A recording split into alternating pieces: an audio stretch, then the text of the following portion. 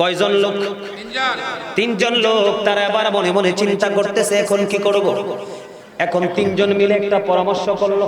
পরামর্শটা হলো, এই পাথর তো পৃথিবীর কেউ সরাতে পারবে না, আমরা যে গুহার মধ্যে অবস্থান বিপদে পড়ে গেছি এটা পৃথিবীর কেউ তো জানেও না। এখন তিনজন মিলে পরামর্শ করলো, আমাদের জীবনের গুরুত্বপূর্ণ আমলের উসিলা দিয়ে আল্লাহর কাছে দরখাস্ত করব, আল্লাহ দেখি আমাদেরকে বিপদ থেকে উদ্ধার করে কিনা। এবার প্রথম ব্যক্তির সিদ্ধান্ত হলো, প্রথম ব্যক্তি ফার্স্ট পারসন যিনি, ওনার বন্ধু সিদ্ধান্তে তিনি ফাইনাল হলো। ওনার জীবনের একটা কর্ম ছিল কি জানেননি? উনি ছিল একজন কাঠুরিয়া। সকাল হলে কাঠ কাটতে যাইতো বন্ধু, কাঠ কেটে এনে বিক্রি করে জীবন জীবিকা চালাইতো। কাঠুরি একদিন কাঠ কাটতে গেলেন, জঙ্গলে দেরি হয়ে গেল। জঙ্গল থেকে ফিরে আসলেন, তার গড়ে একটা দুধ দহন করার প্রাণী ছিল। এখন তিনি দেরি করে যখন বাড়ি ফিরলেন, বাড়ি ফিরে এসে দেখে মা বাবা দুইজনই ঘুমিয়ে গেছে। এরা কিন্তু প্রতিদিন এসে দুধ দহন করে মা বাবাকে খাইতে দেয়। আজকে আইসা দেখে মা বাবা দুইজন বন্ধু ঘুমিয়ে গেছে। এখন কি করব? তিনি কি করলেন? লাকড়ি টেক রেখে তিনি দুধ দহন করলেন। পাত্র হাতে নিয়ে, দুধের পাতিল হাতে নিয়ে তিনি দাঁড়িয়ে রইলেন। হাদিস শরীফের মধ্যে এসেছে, ওনার ছোট্ট একটা বাচ্চা বাবার পায়ে ধরে ডেকে ডেকে বলে, বাবা বাবা গো, আমাকে একটু দুধ দাও না। বাবা বলতেছে, প্রতিদিন কাঠ কেটে এসে আমি আমার মা বাবাকে দুধ পান করাই, আজকে আবার দেরি হয়ে গেছে, আমি আমার মা বাবাকে দুধ পান না করিয়ে তোমাকে খাওয়াতে পারবো না, অথচ নিজের ওরসের সন্তান। সুবহানাল্লাহ। দেখেন মা বাবার প্রতি কত গভীর প্রেম সন্তানের। আজকে এই সন্তান বিপদে পড়েছে, অন্ধকারে গহীন পাথরের ভিতরে, পাহাড়ের ভিতরে, পৃথিবীর কেউ জানে না, জানে শুধু কে? আল্লাহ। এবার বন্ধু দুধের পাত্রটা হাতে নিয়ে বা সন্তান দাঁড়িয়ে রইল, কাঠুরিয়া দাঁড়িয়ে রইল। দাঁড়াইয়া থাকতে থাকতে থাকতে থাকতে বন্ধু, এবার বন্ধু সকাল হয়ে গেল, রাত্র পার হয়ে গেল। মা বাবার ঘুম ভাঙলো, হাত মুখ তারা ধুলো, ধুত করার পরে মা বাবাকে দুধ পান করালেন। এখন ওই প্রথম ব্যক্তি আল্লাহর কাছে ডেকে ডেকে বলে, মনি, ওই দিন যে পিতা মাতার সাথে সুন্দর আচরণ, প্রেমময় আচরণ করেছিলাম, এটা একমাত্র তোমাকে খুশি করার জন্য। ওই দিনের আমলটা যদি তুমি কবুল করে থাকো, তাহলে আজকে আমাকে বিপদ থেকে উদ্ধার করো। বন্ধু আল্লাহর কাছে দোয়া করলেন। দোয়া শেষ হইতে দেরি, এবার চাইয়া দেখে পাথরটা একটুখানি সরে গেছে। আল্লাহর কুদরতে সরে গেছে, কিন্তু বের হওয়ার রাস্তা এখনো হয় নাই। এবার দ্বিতীয় জন, কোন জন?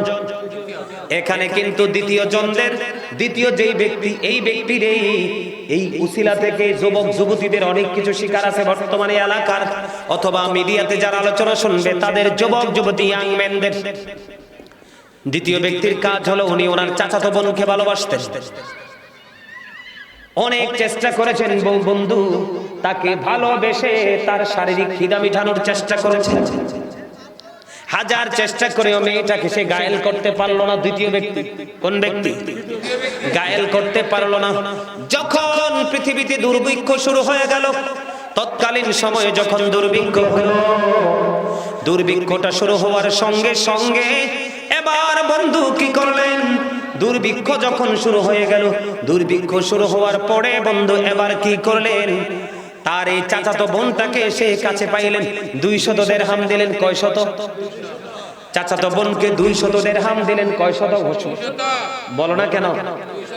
200 দিরহাম দিলেন। দেওয়ার পরে বন্ধু মেয়েটার একেবারেই কাছাকাছি চলে গেলেন। একটা যুবক যুবতী কাছে গেলে কি হয় আপনারা জানেন? একেবারেই মেয়েটার কাছে চলে গেল ছেলেটা। ছেলেটা যখন কাছে চলে গেল, কাছে চলে যাওয়ার পরে এবার মেয়েটা একটা ডাক দিয়ে বলে, থামো। সুবহানাল্লাহ বলেন না? আর জোরে। এই যুবক ছেলেটাকে মেয়েটা ডাক দিয়ে বলে, তুমি থামো।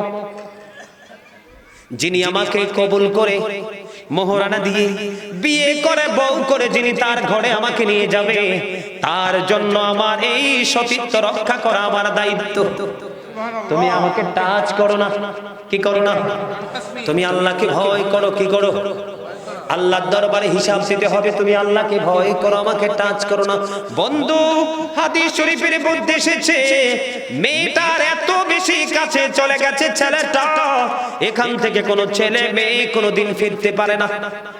যখন বলল যিনি আমার স্বামী হবে তার জন্য আমাকে সতীত্ব রক্ষা করতে হবে, তুমি আমাকে ছেড়ে চলে যাও। বন্ধু সঙ্গে সঙ্গে ছেলেটা কি করলেন? ছেলেটার সঙ্গে সঙ্গে মেয়েটাকে ছেড়ে চলে গেলেন এবং বললেন, তোমাকে যে আমি 200 দিরহাম দিয়েছি সেই দাবিও মাফ করে দিলাম। সুবহানাল্লাহ বলেন না। এখন ওই ছেলেটা বিপদে পড়েছে। ওই যে মেয়েটার কাছ থেকে কাছে গিয়ে ফিরে এসেছে, নোংরা কাছ থেকে ছেড়ে এসেছে আল্লাহকে ভয় করে।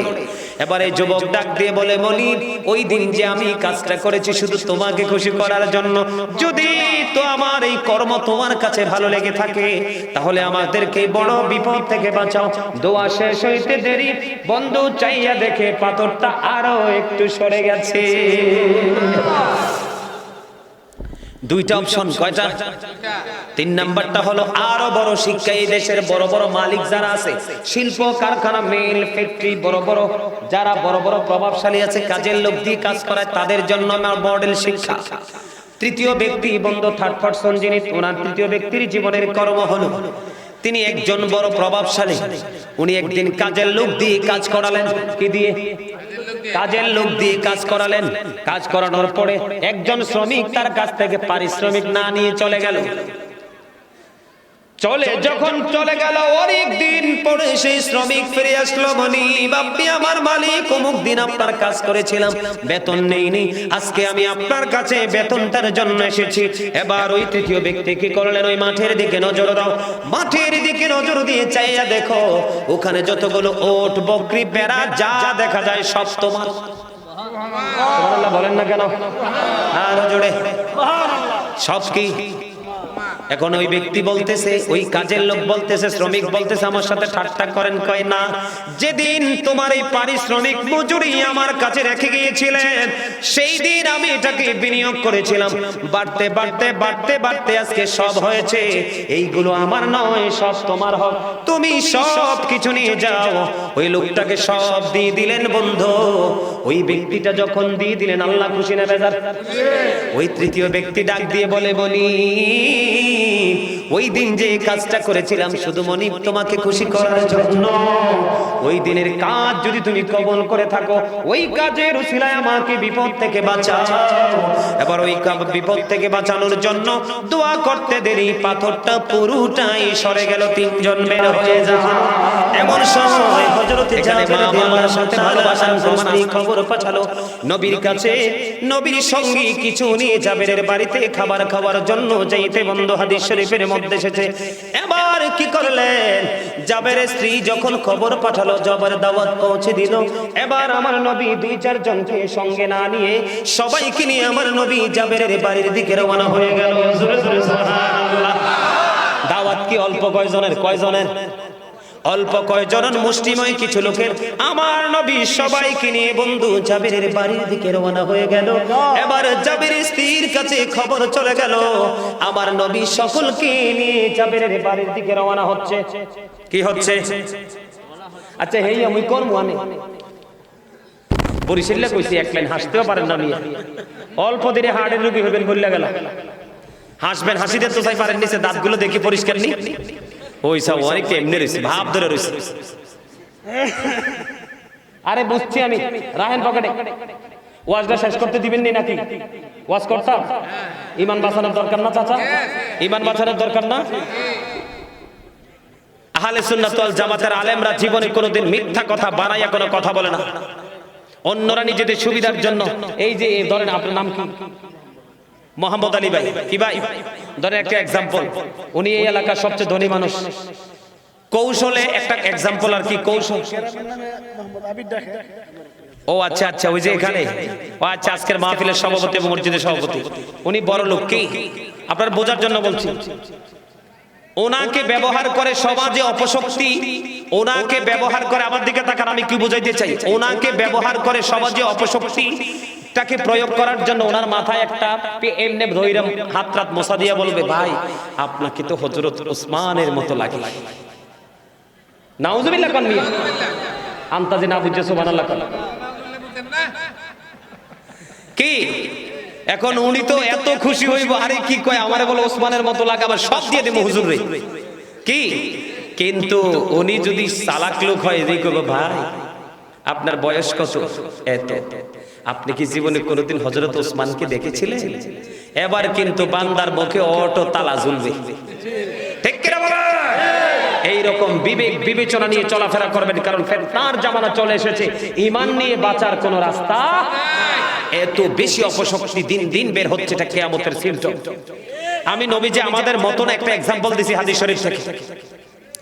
এবার বন্ধু জাবিরের বাড়ির দিকে নবীজি রওনা হয়ে গেল। এবার জাবেরের স্ত্রীর কাছে খবর চলে গেল। জাবেরের স্ত্রী ডেকে ডেকে বলছে, আপনি কি নবীকে কয়েকজনের কথা বলেননি? কয়ে বলেছি, কিন্তু নবী সবাইকে নিয়ে জাবেরের বাড়ির দিকে রওনা হয়ে গেল। বন্ধু হযরত জাবের রাদিয়াল্লাহু তাআলা আনহুর বাড়ির দিকে যখন রওনা হলো, তার আগে আমার নবী বললেন, রুটির জন্য যে খামির তৈরি করেছে, আমি না যাওয়া পর্যন্ত রুটি বানাবে না। যেই গোশত রান্না করতে দিয়েছে, আমি না যাওয়া পর্যন্ত সেটা চুলা থেকে নামাবে না। বন্ধু নবীজির নির্দেশনা অনুযায়ী নবীজি চলে গেলেন। বন্ধু যাওয়ার পরে আমার নবী ওই গোশতের পাতিলের মধ্যে নবীজির বরকতময় থুতু মোবারক দিয়ে দিলেন, এবং রুটির খামিরের মধ্যে আমার নবীজির বরকতময় থুতু মোবারক দিয়ে দিলেন। বন্ধু এবার শুধু রুটি বানাচ্ছে, এবার শুধু রুটি বানাচ্ছে। রুটি বানাইতে বানাইতে বন্ধু এদিক দিয়ে খাবারও চলতেছে, রুটিও খাচ্ছে, গোশত খাচ্ছে। খাইতে খাইতে খাইতে খাইতে বন্ধু সবার খাবার শেষ হয়ে গেছে। এবার চাইয়া দেখে যেমন গোশতের পাতিল তেমন রয়ে গেছে, রুটির খামিরটা যেমন ছিল তেমনই রয়ে গেছে। মনে হয় যেন এখান থেকে কোনো মানুষ খায়নি।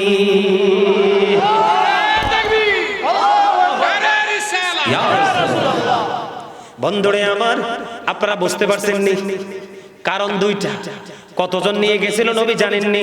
আমার নবীর সঙ্গে নিয়ে গিয়েছিলেন বন্ধু 1000 জন। কতজন? 1000। কত হাজার?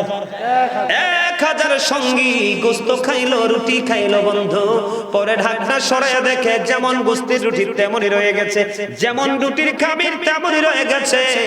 আজকে দেখেন কত মৌলবীর বাড়িতে দাওয়াত খাইতে গেলে মানুষ বেশি গেলে খাবার শর্ট পড়ে, ঠিক কিনা বলেন? এখানে দুইটা কারণ। কয়টা দিক? কয়টা? আমার শত্রু মনে করলে কিচ্ছু করার নাই। এখানে আমার কোন বাপ দাদা 14 গোষ্ঠীর কেউ নাই, আছে?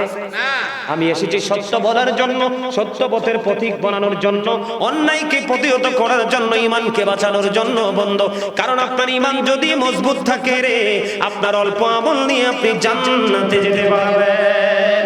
ঈমানটা যদি মজবুত না থাকে, পাহাড় পরিমাণ আমল নিয়ে আপনি জান্নাতে যেতে পারবেন না, ঠিক কিনা? এই জন্য বলছি বন্ধু, যদি কোনো মানুষ দেখে যে তরকারিতে কেউ থুতু দিছে, এ আমরা সাধারণ জীবনে খাইব, মুখে দিব, পিঠের বাড়তি সব খুইলা লাগবো পিঠটা, ঠিক কিনা গণ? আর আমার নবীজির থুতু মোবারক, এটা বরকতের ছোঁয়া লেগে গেল। নবী কি আমরার মতো? আপনি কি 5 জনের খাবার দিয়ে 1000 জন খাওয়াতে পারবেন? আমার নবী মুষ্টিময় কিছু লোকের দাওয়াত ছিল, আমার নবী পুরো 1000 জনকে খাওয়ালেন। গোশত রুটির কোনো কমতি হলো না। নবী কি আমরার মতো? কথা বলেন না কেন? জীবনে কোনোদিন বিশ্বাস করবেন? আমার দিকে তাকানো বন্ধু, একটু মন দিয়ে শোনেন। এই পৃথিবী থেকে চাঁদ 1,40,000 মাইল দূরে। কত মাইল? 1,40,000 মাইল দূরে বন্ধু চাঁদ। 1969 সালে নীল আর্মস্ট্রং $50 লক্ষ কোটি ব্যয় করে 2 বন্ধুকে নিয়ে বন্ধু চাঁদের দেশে গেলেন। বিন্দু পরিমাণ বালুকণা নিয়ে পৃথিবীর বুকে ফিরে আসলেন। আপনার আমার নবী এই পৃথিবী থেকে 1,40,000 মাইল দূরে চাঁদ। ইশারা করতে দেরি রে, চাঁদটা 2টা টুকরা হইতে দেরি হয় না। তারপরেও বলবেন নবী আপনার আমার মতো। মেরাজে যে নবী গেছে বিশ্বাস করেন কিনা? সবার বিশ্বাস আছে তো? মেরাজ অস্বীকার করলে আপনার নামাজ পড়ার দরকার নাই, কারণ আপনার ঈমান নাই, ঠিক কিনা? আমি আপনাদেরকে বলে দিতে চাই, আমার নবী এশার নামাজ পড়ে উম্মে হানির গড়ে। এখান থেকে আমার নবী কি জিবরাইল অন্যান্য ফেরেশতারা এসে বন্ধু ঘুম ভাঙালেন। এখন জমজমের কিনারায় নিয়ে গেলেন। নবীজির সিনা মোবারক সাক করলেন জিন্দা অবস্থায়। কোনো ইনজেকশন দিতে হয়নি, অপারেশন থিয়েটারও নিতে হয়নি। আপনাকে মানুষকে অপারেশন করতে হলে ইনজেকশন দিতে হয়, অপারেশন থিয়েটারে নিতে হয়, সেন্সলেস করতে হয়, ঠিক কিনা বলেন? 3 থেকে 6 মাস বন্ধ বেড রেস্ট দিতে হয়। আমার নবীর সিনা মোবারক সাক হলো। আবার অটো সেটিং হয়ে গেল। আমার নবী তাৎক্ষণিকভাবে বন্ধু আবার কি করলেন, মেরাজের উদ্দেশ্যে রওনা হয়ে গেল। একটা আসমান থেকে আর একটা আসমানের দূরত্ব 500 বছরের রাস্তা, 7 আসমান পাড়ি দিতে 3500 বছর। কথা কয় না, কত হাজার বছর। এখান থেকে চলে গেলেন বন্ধু সিদরাতুল মুনতাহা, বুরাককে মাইনাস করে রফরাফ নিয়ে চলে গেলেন আমার নবীর আরশ মুবারক। অনেক লম্বা আলোচনা, কারণ আমি আপনাদেরকে एग्जांपल দিচ্ছি, পুরো আলোচনা করছি না। আমার নবী যখন আল্লাহর আরশে কদম দিল, আল্লাহ রাব্বুল আলামিন ডাক দিয়ে বলল, হাবিব, আসমানের শীর্ষস্থানীয় ফেরেশতারা কি নিয়ে তর্ক বিতর্ক করছে, কথা কাটাকাটি করছে, ঝগড়া করছে। এখন আমার নবী বললেন, আল্লাহ গো, আপনি তো ভালো জানেন, বলতে দেরি রে, আমার আল্লাহর কুদরতি চাচা কিচ্ছু মনে করবেন না, আমি একটু एग्जांपल দেই। আল্লাহ রাব্বুল আলামিনের কুদরতি হাত মোবারক আমার নবীর দুই কাঁধের মধ্যখানে রাখলেন। আমার নবী বলতেছেন যখন আমার কাঁধে আল্লাহর হাত, কুদরতি হাতটা রাখলো, বুক পর্যন্ত আমার প্রশান্তি চলে আসলো। তখন আমি আসমান জমিনের মধ্যে যা কিছু আছে, আমি নবী আল্লাহর আরশ থেকে সব কিছু দেখে নিয়েছি। তারপরে বলবেন নবী আপনার মতো, বললে কি ঈমান থাকবে? কোন দিক দিয়ে কি নবীকে আপনার আমার মতো মনে হয়, মনে করা যাবে? বন্ধু, নবী আজ থেকে 1500 বছর আগে বলে গেছেন, ক্বালা আইয়ুকুম মিসলি, তোমরা কে আছো আমার মতো? আজ পর্যন্ত কেউ হাত তোলে নাই। সারা জীবন শুধু মুখস্থই বলে গেছে। বলে হুজুর এই ওয়াজ করছেন কেন? কারণ বর্তমানে মানুষ বেশিরভাগ ঈমান হারা হয়ে যাচ্ছে। কি হারা হয়ে যাচ্ছে? বন্ধু, ঈমানকে মজবুত করতে হবে, ঈমানকে টেকসই রাখতে হবে, অন্যথায় আপনার বাঁচার কোনো উপায় নাই। নবীর সাথে শত্রুতা করবেন বন্ধু, আপনার জীবন ধ্বংস হয়ে যাবে। বলে হুজুর एग्जांपल দেন। নবীকে যখন আবতার বললেন, আল্লাহ সহ্য করতে পারলেন না, নির্বংশ বললেন, নিঃস্ব বললেন, সঙ্গে সঙ্গে আল্লাহ রাব্বুল আলামিন সূরা কাউসার নাযিল করলো। জোরে জোরে সুবহানাল্লাহ। আল্লাহর হাবিবের সাথে বেয়াদবি আল্লাহ রাব্বুল আলামিন 1 সেকেন্ডের জন্য বন্ধু সহ্য করে না। কি করে না? সহ্য করে না। সূরা লাহাবের শানে নজুল পড়ে দেখেন, আলেমরা বুঝবে। অবতীর্ণ হওয়ার তাব্বাত ইয়াদা সূরা কেন নাজিল হলো? আবু লাহাব আমার নবীর সাথে যখন বেয়াদবি করলো, আল্লাহ রাব্বুল আলামিন সহ্য করতে পারলেন না, সঙ্গে সঙ্গে সূরা লাহাব নাজিল করে তার গজবের ঘোষণা জানিয়ে দেয়। আলহামদুলিল্লাহ বলেন না? আরো জোরে। নবীর দুশমনের সাজা হয়েছে, আমরা খুশি না বেজা? ওয়ালিদ বিন মুগীর আমার নবীর সাথে বেয়াদবি করলো। সূরা কলাম খুলে দেখেন 29 পারায় আয়াত একটা আছে, আল্লাহ বলেছেন উতুল্লিম বাদা যালিকা জানিম। আল্লাহ বলেছেন with all that he is a bastard.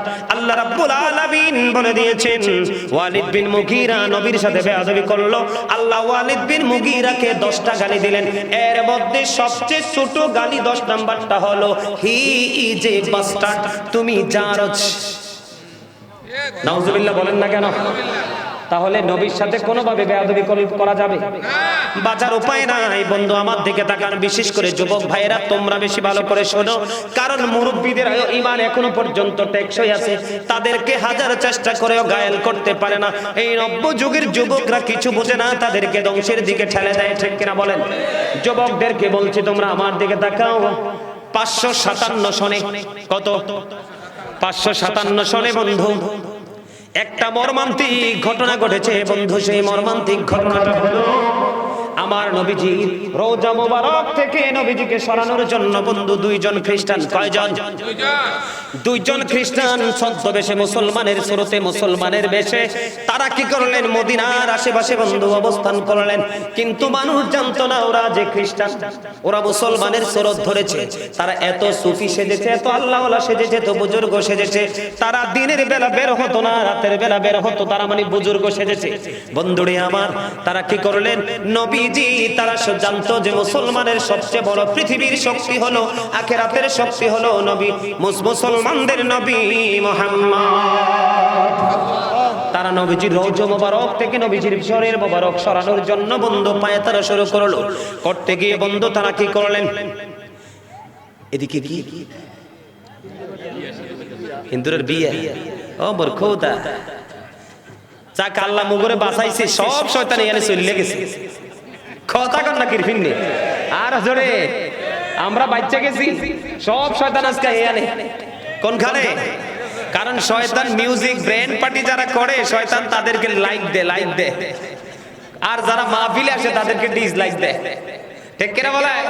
কিন্তু শয়তান ডিসলাইক দিলে আমাদের কিচ্ছু যায় আসে না, কারণ আমরা আল্লাহর প্রিয় মাহবুব হতে চাই, ঠিক কিনা বলে? ওয়াজটা কি ভালো লাগে?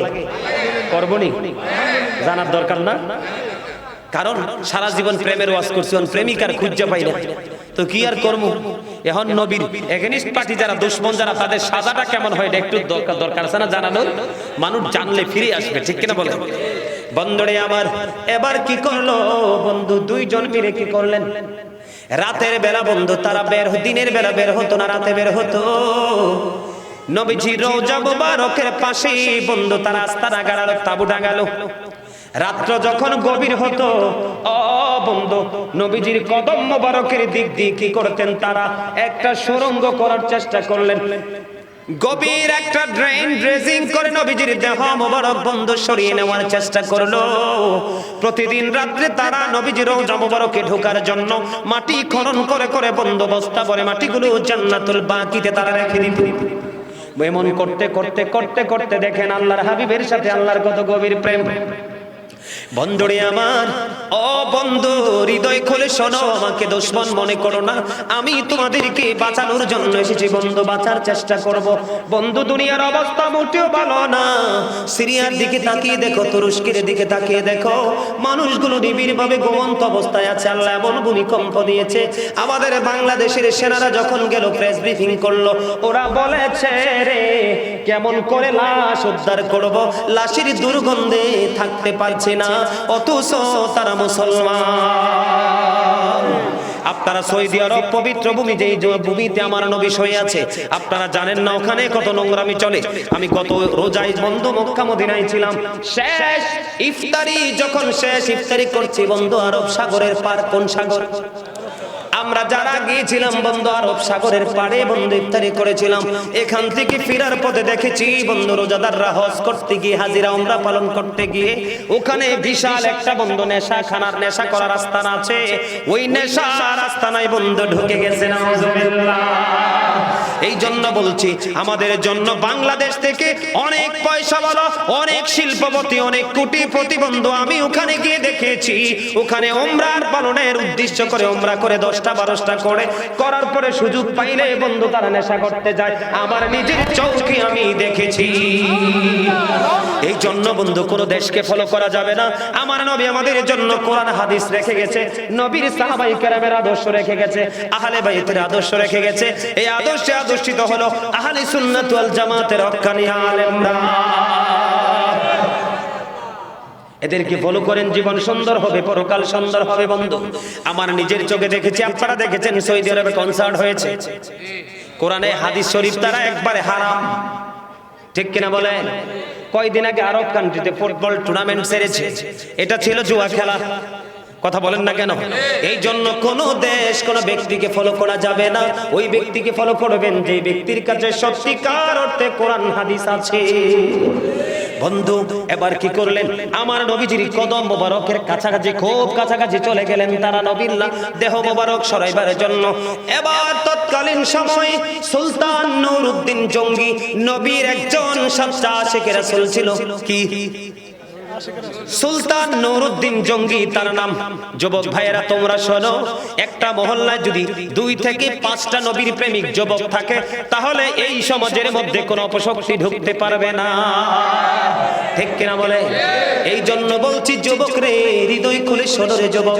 এসেছো আছে, এসার সিরিয়াল আছে, দাদা এসেছে, বাবা এসেছে, আমি এসেছি, কিন্তু যাওয়ার কোনো সিরিয়াল নাই রে। এই জন্য ইমানটাকে আগে থেকে মজবুত টেকসই করো, জীবনটা পুরো ধন্য হয়ে যাবে। এবার কি করলেন? সুলতান নুরউদ্দিন জঙ্গিকে আমার নবী স্বপ্নে দেখালেন যে সুলতান এই ঘটনা চলছে, আমাকে নিয়ে চক্র চলছে। নবী বলে কিছু জানে না। সুলতান নুরউদ্দিন জঙ্গি বয়ান দিয়েছে, আমি একে কি 2 রাত্র নবীজিকে স্বপ্নে দেখলাম। নবীজি সশরীরে আমার কাছে হাজির গো। হাজির হয়ে যেই 2 খ্রিস্টান নবীজির দেহ মোবারক ওই রওজা মোবারক থেকে সরাইবার চেষ্টা করতেছে, আমার নবী সুলতান নুরউদ্দিন জঙ্গিকে ওই 2 জনের চেহারা পর্যন্ত দেখিয়ে দিয়েছে। সুবহানাল্লাহ,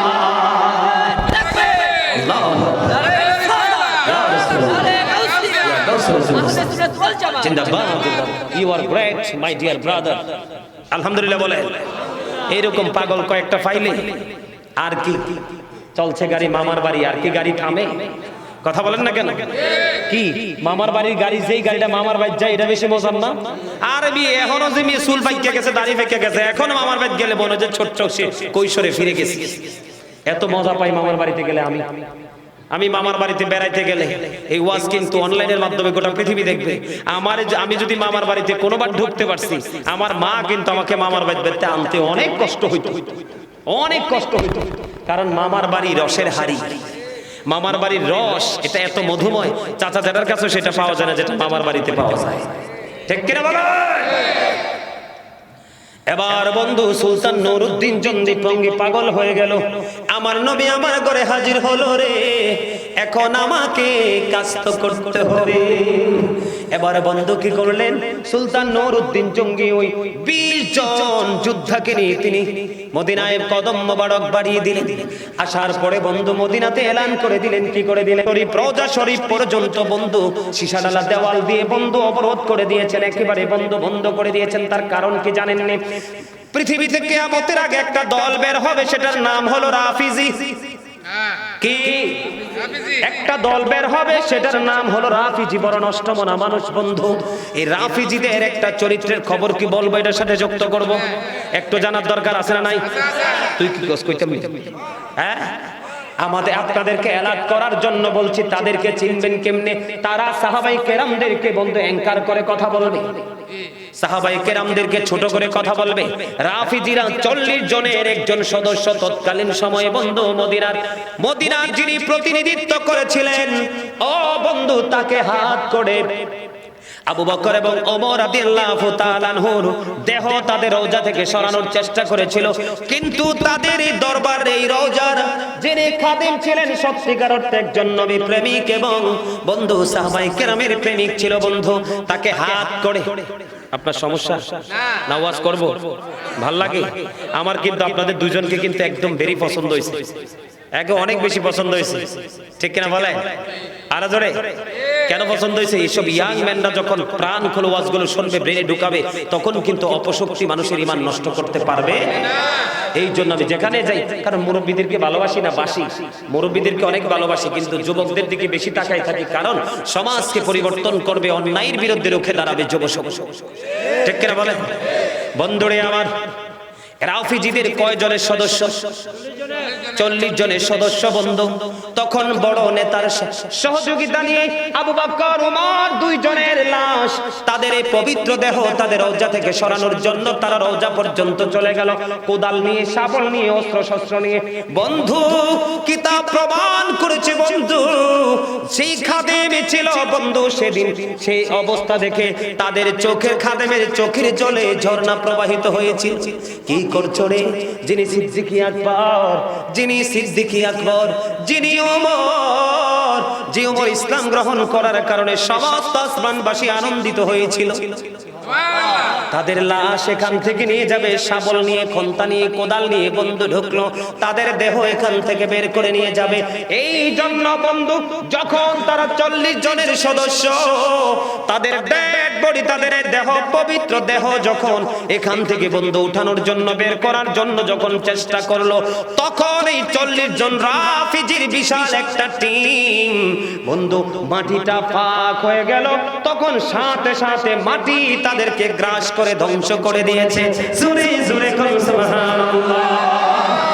এগুলো জানতে হলে বন্ধু ইতিহাস জানতে হবে, কোরআন হাদিসের সঠিক তথ্য জানতে হবে, তাহলে আপনার আমার ঈমান টেকসই হবে। আমার দিকে তাকান, বলে হুজুর তাদের পাওয়ার কি? আমি আগেই বলেছি বন্ধু, হি ওয়াজ ভেরি ট্রুথফুল। আমার নবী ছিলেন শ্রেষ্ঠ সত্যবাদী, ঠিক কিনা বলেন?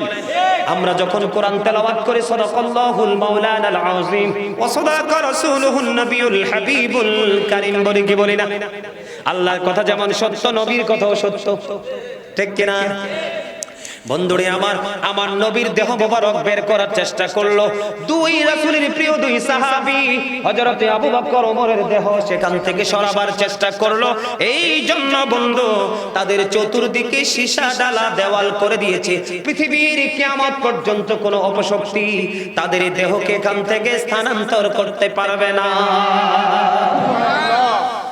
বেয়াদবি করা যাবে নবীর সাথে? আরো জোরে বলে, করা যাবে? কোনো ভাবে করা যাবে? কোনো ভাবেই করা যাবে না। আমাদের বর্তমানে ঈমানকে মজবুত করতে হবে আগে, তারপরে আমরা আমল করব, ঠিক কিনা বলে?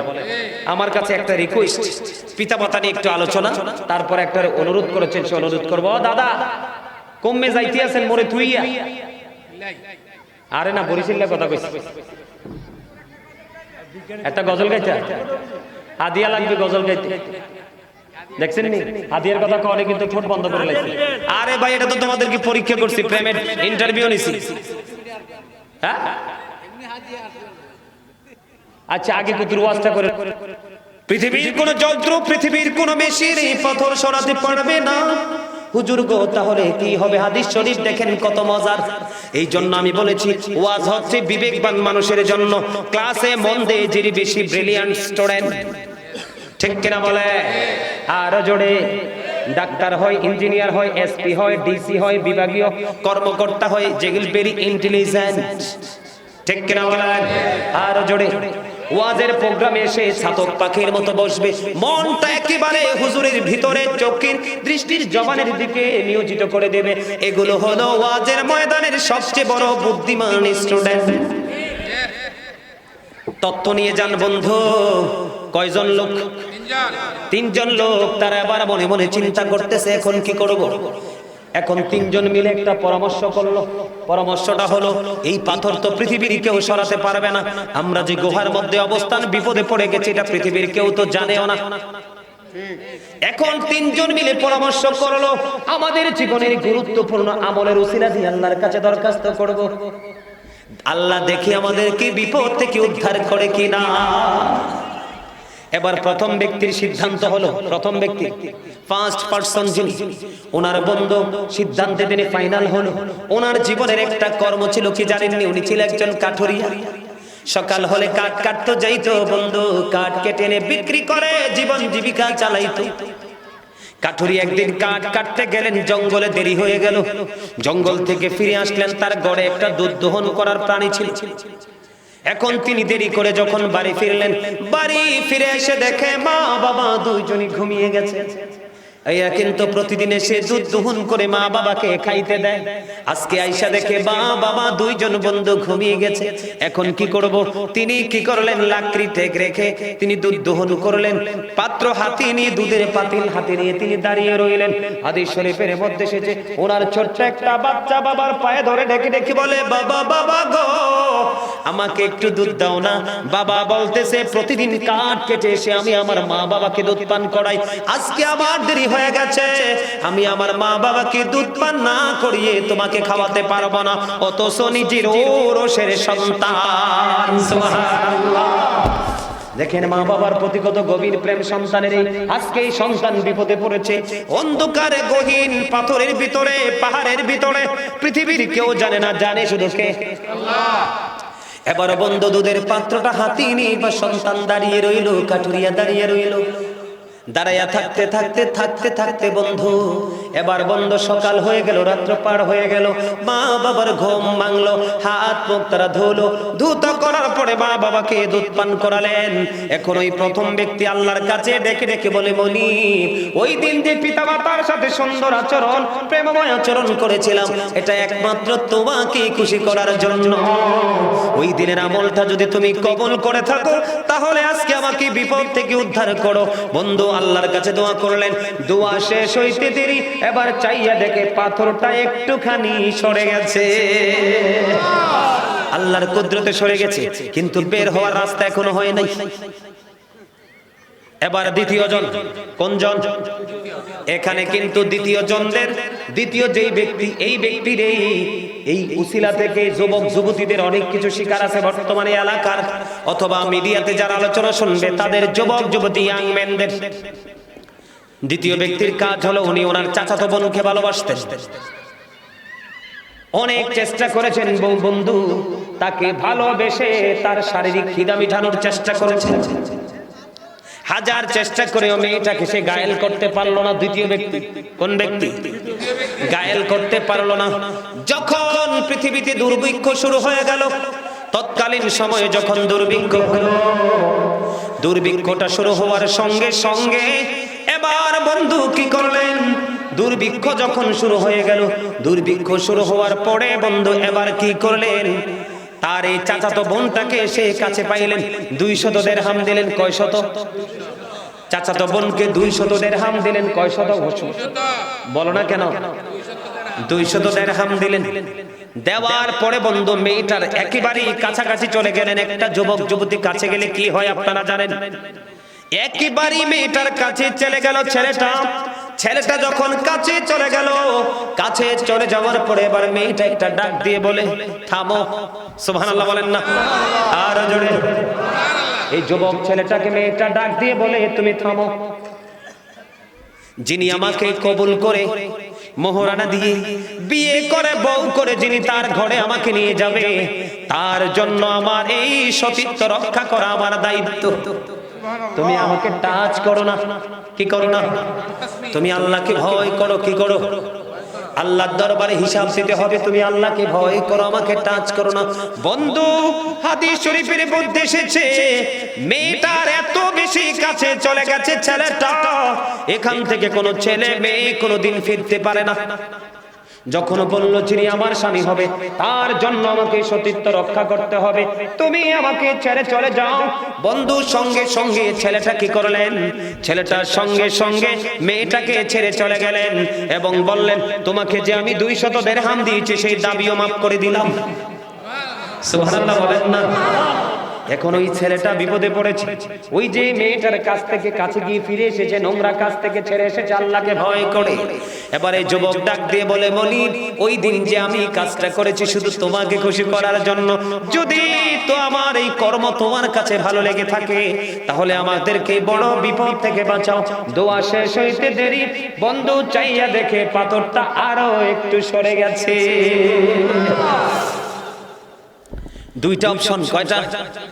3 নাম্বারটা হলো আরো বড় শিক্ষা। এই দেশের বড় বড় মালিক যারা আছে, শিল্প কারখানা, মিল, ফ্যাক্টরি, বড় বড় যারা বড় বড় প্রভাবশালী আছে, কাজের লোক দিয়ে কাজ করায়, তাদের জন্য আমার মডেল শিক্ষা। তৃতীয় ব্যক্তি বন্ধু, থার্ড পারসন যিনি, ওনার তৃতীয় ব্যক্তির জীবনের কর্ম হলো তিনি একজন বড় প্রভাবশালী। উনি একদিন কাজের লোক দিয়ে কাজ করালেন। কি দিয়ে? কাজের লোক দিয়ে কাজ করালেন।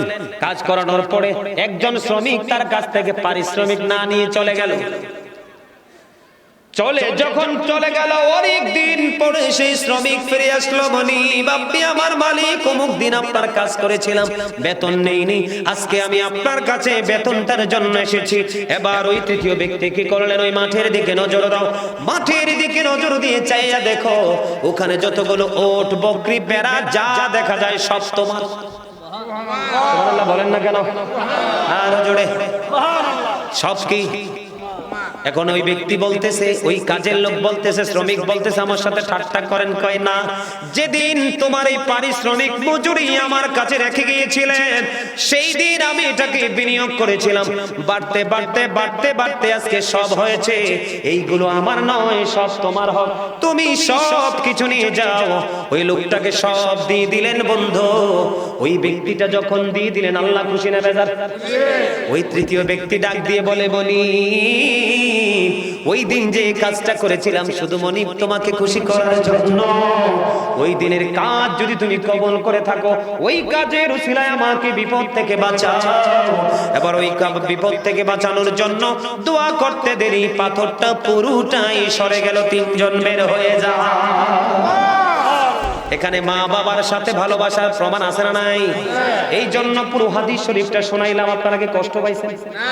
আরো জোরে মহব্বতে কষ্ট পাইছেন? আমার নবীকে প্রশ্ন করা হলো, নবী গো আমার কাছ থেকে সবচেয়ে মধুর আচরণ পাওয়ার হক কার? নবী বললেন ক্বালা উম্মুকা, তোমার মা। ক্বালা সুম্মা মান, তারপরে কে? ক্বালা উম্মুকা, তোমার মা। আবার প্রশ্ন করা হলো ক্বালা সুম্মা মান, তারপর? রাসূল বললেন ক্বালা উম্মুকা, তোমার মা। সুবহানাল্লাহ। আবার প্রশ্ন করা হলো ক্বালা সুম্মা মান, তারপর কে? রাসূল বললেন ক্বালা আবুকা, তোমার বাবা। ইউর ফাদার, মাদার, তিনবার। কয়বার? একবার।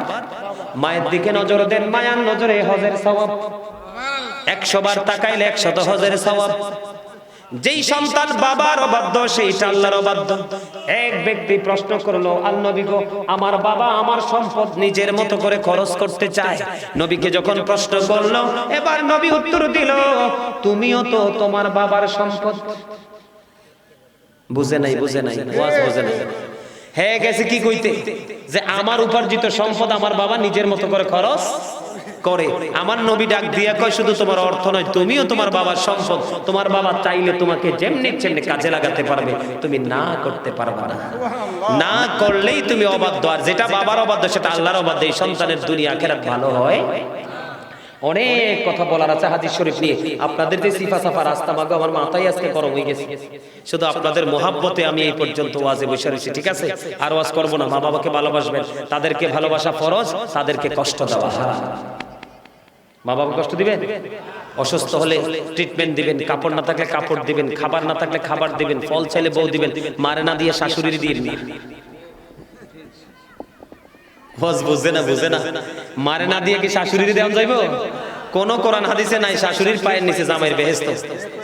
ইন্নাল জান্নাতা তাহতা আকদামিল উম্মাহাতিকুম, তোমাদের মায়ের পায়ের নিচে তোমাদের জান্নাত, paradise of the child under the feet of the mother. We should obey our parents. আমাদের প্রত্যেকের উচিত আমাদের পিতামাতাকে মান্য করা। জোরে জোরে সুবহানাল্লাহ। মানবেন তো? এখন একটা গজল শুনতে চাইছে, মাঝখানে একটা গজল গামাচ্ছে, গজলটা আরেকটু পরে গাবো, আরেকটা ওয়াজ আছে কইরা লই। কি করতাম নি? আপনারা দেখছেন নি ব্রাহ্মণবাড়িয়া? আপনারা দেখছেন নি ব্রাহ্মণবাড়িয়া? আরো জোরে কোন দেখছেন? আপনাদের মনে কি দুঃখ লাগছে না আনন্দ লাগছে? কার কার দুঃখ লাগছে হাত তোলেন তো। সবার দুঃখ লাগছে, হাত নামান। কোন মানুষের কাজ কি এটা হতে পারে? আরে ভাই জাহিলিয়াতের যুগকেও তো হার মানিয়েছে। কাকে? জাহিলিয়াতের যুগকেও হার মানিয়েছে। উনি কি ওয়াজ করছে জানেন? উনি ওয়াজ করছে একটা দরবার দিকে, ব্রাহ্মণবাড়ির দিকে। কি দরবার জানেন? দরবারটা দৌলতবাড়ি দরবার শরীফে ওয়াজ করতে গেছে, ভিডিওটা দেখছি। উনি কাদিয়ানীদের বিরুদ্ধে কথা বলেছেন। কার বিরুদ্ধে? উনি শিয়াদের বিরুদ্ধে কথা বলেছেন। উনি এখন কিন্তু অনেক বন্ড ফির বাইরেছে, হক্কানি আল্লাহর ওলিদেরকে কলঙ্কিত করছে, আছে না? উনি কিন্তু হক্কানি পীর চীনা বন্ড ফিরদের বিরুদ্ধে কথা বলেছেন। কি কথা বলেন না কেন? জি জোরে বলতে পারেন না? আরে ভাই, পৃথিবীর ইতিহাসে এমন কোন মুফতি মুহাদ্দিস নাই যে আমির মুয়াবিয়াকে কাফের ফতোয়া দিতে পারবে। দূর থেকে লাফালাফি করে বলতে পারবে যে আমির মুয়াবিয়া কাফের। আমির মুয়াবিয়া একজন রাসূল প্রেমিক, একজন সাহাবী ছিলেন, কোনো সন্দেহ নাই। মূলত আমার ভাই, আপনাদের ভাই, আহলে সুন্নাত ওয়াল জামাতের একজন বীর মুজাহিদ, হকের পথের পথিক, মানুষের সামনে সত্য তথ্য দেনেওয়ালা মাওলানা মুফতি শরীফুল ইসলাম নূরী সাহেব। উনি ইসলাম বিরোধী, কোরআন হাদিস বিরোধী কোনো কথা বলে? কার বিরুদ্ধে কথা বলেছে? শিয়াদের বিরুদ্ধে। আর কাদিয়ানীরা তো 100% কাফের, এতে কোনো সন্দেহ নাই। যারা নিজেকে নবী দাবি করে, আমার নবী বলেছেন আনা খাতামান নবিয়্যিন, our prophet is the last prophet, আমাদের নবী হলো শেষ নবী, এতে কোনো সন্দেহ আছে? কথা বলেন না কেন? আছে। কাদিয়ানীরা নিজেদেরকে নবী দাবি করে, এরা কি কাফের না ইমানদার? এদের এদেরকে কেউ মুসলমান বললে তারাও কাফের, এদের পক্ষ যারা নিবে তারাও কাফের, ঠিক কি না? আপনারা জানেন না আমি এতদিন কিন্তু বক্তব্য দেইনি। কেন বক্তব্য দেইনি? আমি আমার ওয়াজ দিয়ে ব্যস্ত। বক্তব্য দেব কেমন করে? সম্মানিত উপস্থিতি, আজ থেকে কয়েকদিন আগে আমি শরীফুল ইসলাম নূরীকে দেখার জন্য প্র্যাকটিক্যালি পরিদর্শন করেছি জায়গা ব্রাহ্মণবাড়িয়া সুলতানপুর সাপুর গ্রামে। কোন গ্রাম? আপনাদের এখানে আমার বাবার বয়সে অনেকে আছেন, নাইলে আমি পাটা উপরে তুললে দেখাইতাম। ভাইয়ের আমার, বাবার আমার, কোন হিংস্র জানোয়ার এরকম কাজ করবে না। জঙ্গলের বাঘ আরেকটা মানুষের সাথে কোনো এরকম আচরণ করবে না।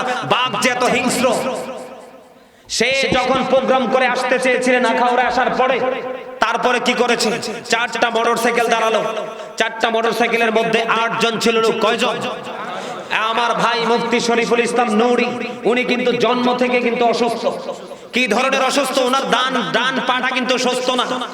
বিশ্বাস করেন, আমি কিভাবে বলবো, হৃদয়ে তো রক্তক্ষরণ হয়েছে, এত বেশি কষ্ট, এত বেশি যন্ত্রণা পেয়েছি, এটা পৃথিবীর কোনো মানুষকে বলতে পারিনি। আল্লাহর কাছে বিচার দিয়েছি, আল্লাহ তুমি ছাড়া এই বিচার করার কেউ নেই। তবে বর্তমানে প্রধানমন্ত্রী শেখ হাসিনা তার ক্ষমতার মস্তদে আছে। সম্মানিত উপস্থিতি, বর্তমান প্রশাসন কিন্তু যথেষ্ট তৎপর। আপনারা দেখেছেন অলরেডি 4 জন কিন্তু ধরা পড়েছে। কয়জন ধরা পড়েছে? আমাদের বাংলাদেশে ইসলামপন্থী যত দল আছে, একমাত্র শিয়া কাদিয়ানি ছাড়া সব দল কিন্তু ঐক্যমত শরীফুল ইসলাম নূরীর বিচারের প্রার্থী সবাই। ঠিক কি না বলেন? সেই মোটরসাইকেলের মধ্যে ছিল, তার সাথে আরেকজন লোক ছিল। তাকে বাঁশ দিয়ে পিটাইতে তাকে মোটরসাইকেল থেকে নিচে নামাইয়া তারপরে তার বুকের উপর চড়ে বসছে। বসার পরে আমি আপনাদেরকে কিভাবে দেখাবো আমি জানি না, হাঁটুর পর থেকে এই যে হাঁটুর বাটিটা আছে না, এই ডান পাটা কিন্তু তার কষ্ট। ভাই বিশ্বাস করেন, যদি সুযোগ পান গিয়ে তাকে একটা নজর দেখে আসবেন, কলিজা কখনোই আপনার শীতল হবে না।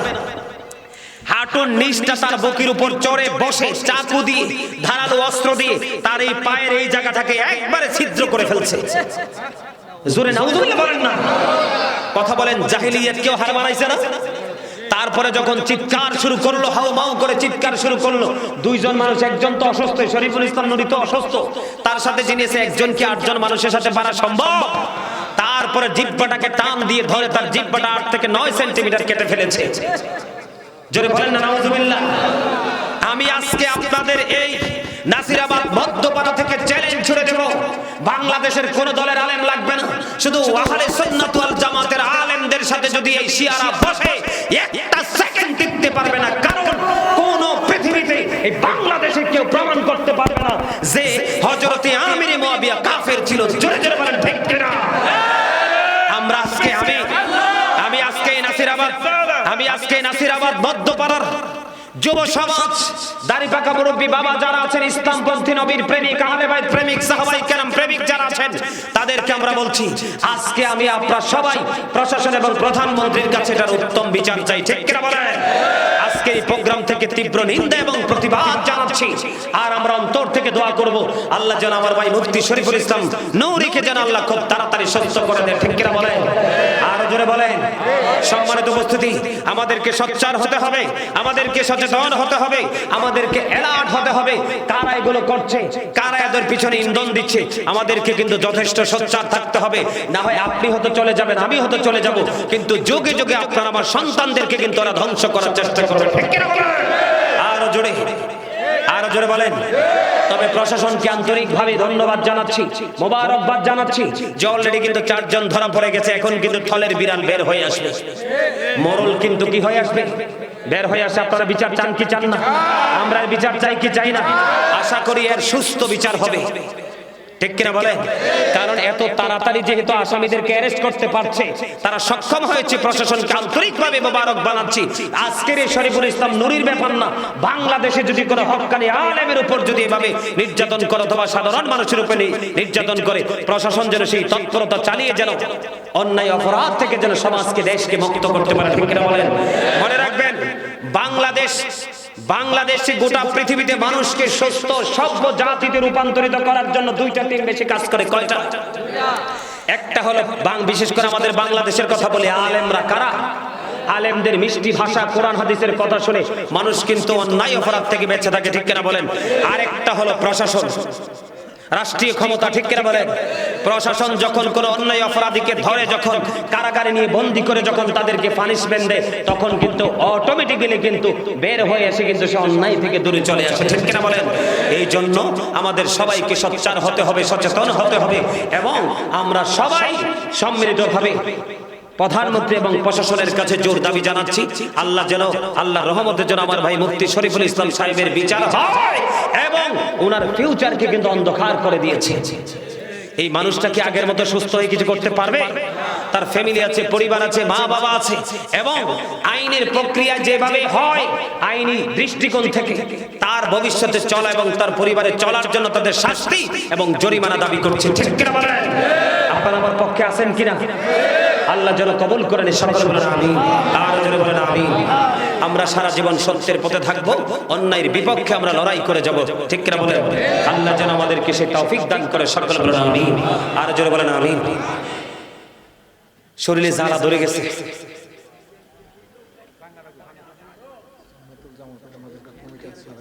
এর ভিতরেও কিন্তু নবী যে আমাদের মতো না, এই গজলের ভিতরেও কিন্তু ওয়াজ আছে, নবী যে আমাদের মতো না। আপনারা আমার কথাগুলো ফলো করবেন, শুধু সুর তো আছেই, কথাগুলো ফলো করবেন। গাইব বিজ্ঞানীদের বিজ্ঞানী অঙ্গ নবীজি, এমন গা দয়াল নবী খুঁজা হইবানি, এমন গা দয়াল নবী আর হইবানি। বিজ্ঞানীদের বিজ্ঞানী অঙ্গ নবীজি, বলেন বিজ্ঞানীদের বিজ্ঞানী, এমন গা দয়াল নবী আর হইবানি, এমন গা দয়াল নবী খুঁজা হইবানি। বিজ্ঞানীদের বিজ্ঞানী অঙ্গ নবীজি, বিজ্ঞানীরা রকের যোগে চাঁদের দেশে যায়, অঙ্গ নবী রকের চারা মেরাজে শরীফ যায়, ঠিক কিনা? বিজ্ঞানীরা রকের যোগে চাঁদের দেশে যায়, অঙ্গ নবী রকের চারা মেরাজে শরীফ যায়। আরে ওই যুগে কি রকেট বিমানে ঘুরছিল নি, বলো ওই যুগে কি?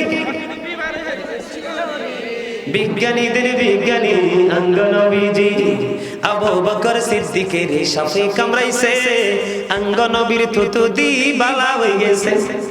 আবু বকর সিদ্দিকের সাফে কামড়াইছে, অঙ্গ নবীর থুতু দি বালা হয়ে গেছে। আরে সেই যুগে কি ওজা বৈদ্য ঘুরছিল নি, বলো সেই যুগে কি? বিজ্ঞানীদের বিজ্ঞানী অঙ্গ নবীজি, আগের যুগের মানুষের অসুখ হইতো, অঙ্গ নবীর কাছে এলে ভালো হয়ে যাইত। আগের যুগের মানুষের অসুখ হইতো, অঙ্গ নবীর কাছে এলে ভালো হয়ে যাইত। আরে সেই বালা কি এই যুগেতে করতে হয় বানি, বলো সেই বালা কি? বিজ্ঞানীদের বিজ্ঞানী অঙ্গ নবীজি, মারহাবা। কথা কন না কেন? নবী এই যে তিনটা অপশন তুলে ধরছে, কয়টা? আপনি সারাদিন থুতু দিলে, সাপে কামড় দিলে বিষ ধ্বংস হইব? তো কোন আকলে কোন নবী আপনার মতো? ঠিক কি? আরো জোরে, হ্যাঁ? আমার নবীর কাছে আইলে তো বিমার শেষ, আর আপনি দিমিয়া এমবিবিএস দেশ থেকে বিদেশ নিলেও বিমার ভালো হয় না।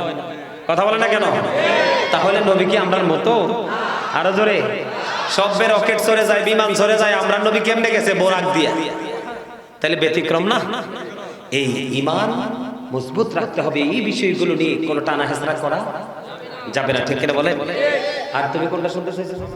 আমার মা নাই, আমার বাবা নাই, দয়াল রে দয়াল, আমার কি মা ডাকার সাদ নাই রে, আমার কি বাবা ডাকার সাদ নাই রে। বলেন আমার মা নাই, আমার বাবা নাই, দয়াল রে দয়াল, আমার কি মা ডাকার সাদ নাই রে, আমার কি বাবা ডাকার সাদ নাই রে। ঘরে যাইয়া সবাই দেখে মজননীর মুখ,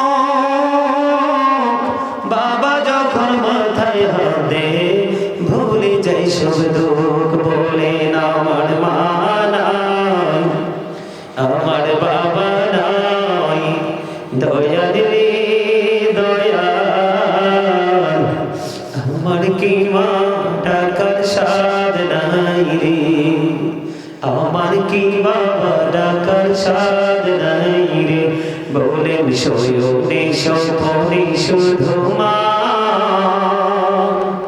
তোমার কথা মনে হয় কতদিন দেখি না তোমার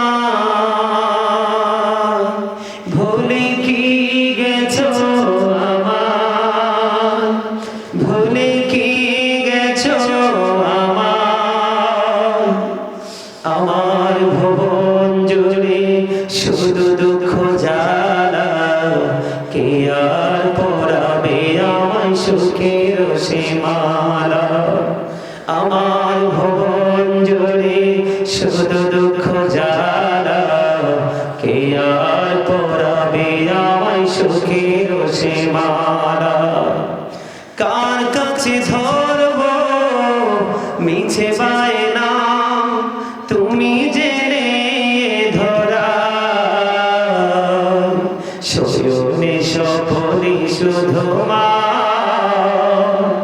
তোমার কথা মনে হয় আদর সোহাগ মাগো আর কোথা পাবো কার চলে আমি নিজেকে জড়াবো আদর সোহাগ মাগো আর কোথা পাবো কার চলে আমি নিজেকে জড়াবো কপলে কি দেবে আর কাজলের টিপ তোমার মতো কেহ নাই শয়নে স্বপনে শুধু মা তোমার কথা মনে হয় মারহাবা বলেন যার মা বাবা নই যে আমার চাচা কান্দে মুরব্বীদের অন্তর প্রেম ভালোবাসায় ভরা আর ম্যাক্সিমাম যুবকের অন্তর মরা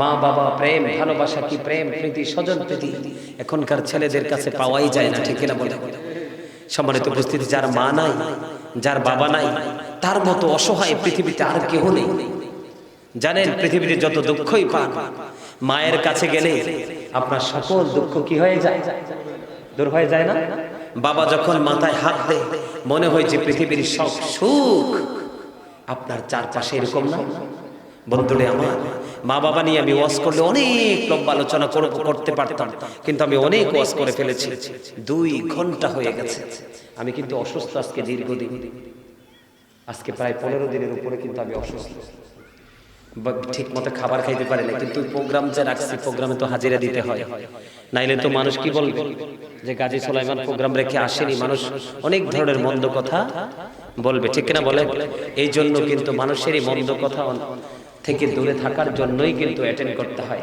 যাই হোক সম্মানিত উপস্থিতি অনেক কথা বলেছি এর মধ্যে সবচেয়ে বড় কথা হলো আমাদের ঈমানকে কি করতে হবে এখন বর্তমানে ম্যাক্সিমাম